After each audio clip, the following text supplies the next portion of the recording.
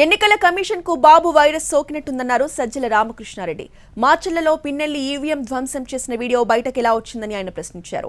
అలాంటి వీడియోలు మిగిలిన ప్రాంతాల్లో జరిగినవి ఎందుకు రిలీజ్ చేయలేదని నిలదీశారు సజ్జల.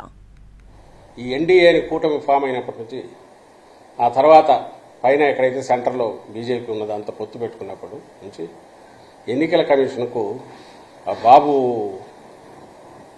దోమపోట్లాగా బాబు కాటో లేక బాబు వైరస్ ఏదో సోకినట్టుంది, ఇన్ఫెక్షన్ వచ్చిందేమో అని అనిపిస్తుంది.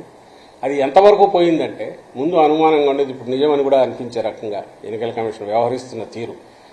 ఇప్పుడు ఆల్ ప్రాక్టికల్ పర్పసెస్ ప్రభుత్వాన్ని ఎవరు నడుపుతున్నారంటే ఎన్నికల కమిషన్ నడుపుతోంది. ఆంధ్రప్రదేశ్ ప్రభుత్వాన్ని కాదు, ఎక్కడైనా సరే.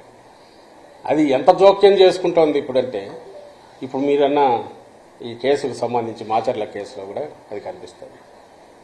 అక్కడ ఆ రోజు ఈవీఎం జరిగిన సంఘటన ఏదైతే ఉందో దాని మీద మీరు పోవడానికి అసలు వీడియో ఎక్కడి నుంచి వచ్చింది దాన్ని లేదు. అలాంటి వీడియోలు మిగిలిన ఎందుకు రిలీజ్ చేయాలంటే వాటిని రిలీజ్ చేయదు ఎలక్షన్ కమిషన్.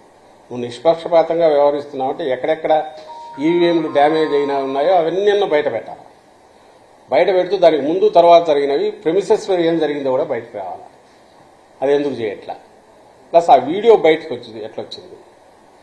వీడియో బయటకు వచ్చిందంటే మాకు తెలియదు, సంబంధం లేదనడం కాకుండా ఇమ్మీడియట్ సీరియస్ కేసు పెట్టాలనా లేదా?